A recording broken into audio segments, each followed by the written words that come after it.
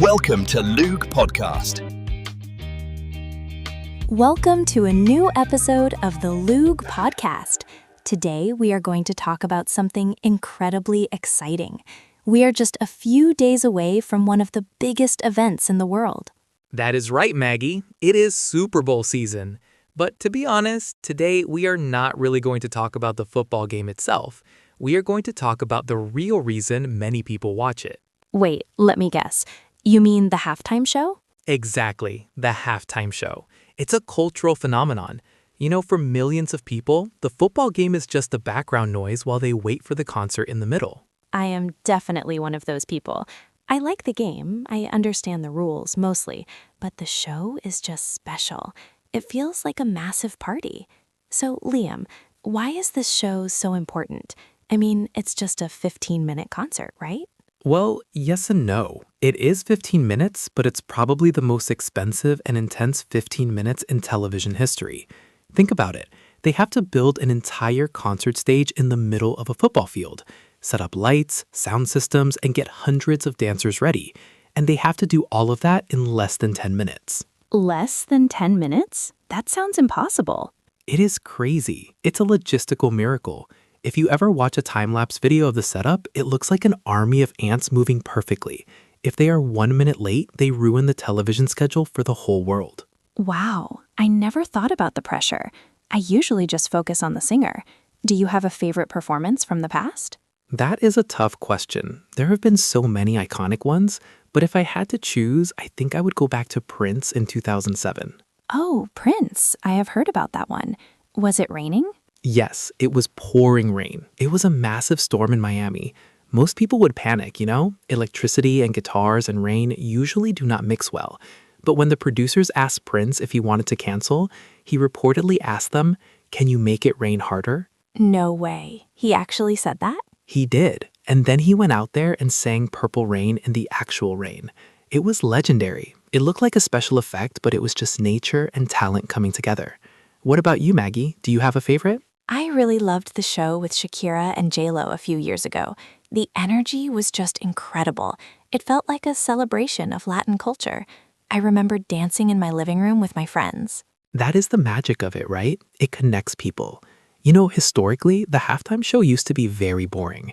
In the 60s and 70s, it was just university marching bands walking around playing trumpets. Really? Just marching bands? When did it change? It changed in 1993.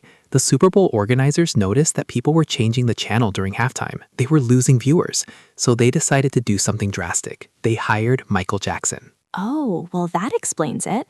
If you hire Michael Jackson, nobody is changing the channel. Exactly. He stood on stage motionless for almost 2 minutes. He just stood there, and the crowd went wild. After that year, the halftime show became a global spectacle.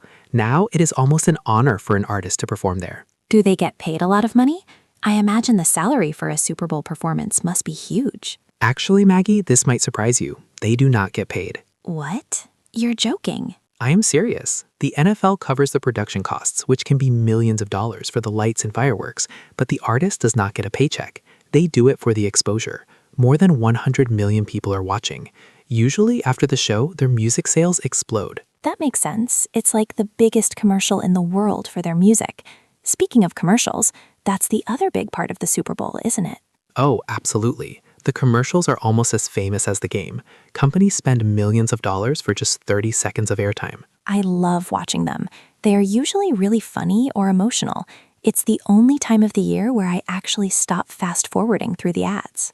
Me too. It's a weird tradition. We gather around the TV, eat way too much food, and judge commercials. By the way, are you planning to make anything special to eat for the game? Of course. You cannot watch the Super Bowl without snacks. I am making a huge bowl of guacamole. Did you know that Super Bowl Sunday is the day when Americans consume the most avocados in the entire year? I believe it. Guacamole and chips are essential. I'm probably going to make some wings or maybe order a pizza. It's all about comfort food. You know, Liam, listening to you talk about this, I just realized something interesting about how we are learning right now. What do you mean? Well, we are just chatting about football and music and food. I'm interested in the story about Prince and the marching bands. I'm not thinking about grammar rules or studying a textbook, but I feel like I'm understanding everything perfectly. That is a great observation. That's actually how our brains are designed to learn languages. When you focus on the message, the story, your brain naturally absorbs the vocabulary. You're not stressing about the structure, you're just enjoying the conversation. It feels so much easier this way. It's not like a classroom drill. Exactly. It's low anxiety and high interest. That's the sweet spot for learning. Speaking of learning, I think we used a few interesting words today that are worth reviewing before we finish. Good idea. What are the 3 keywords for today? Okay, let's look at 3 words connected to our topic. The first word is halftime. Halftime. That is the break in the middle of the game, right? Correct. In football, the game is divided into halves. The break in the middle is halftime. That's when the show happens. The second word is iconic. Iconic. We use that to describe the Prince performance. It means something very famous and important, right? Yes, something iconic is widely recognized and represents excellence, like Michael Jackson or the Super Bowl itself. And the last word is commercial. Commercial.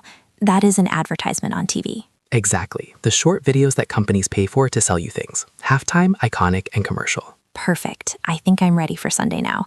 I have my vocabulary, and soon I will have my guacamole. Sounds like a perfect plan. Enjoy the game, Maggie, and enjoy the show. Thanks, Liam, and thank you to everyone listening. We will see you in the next episode of the Luke Podcast.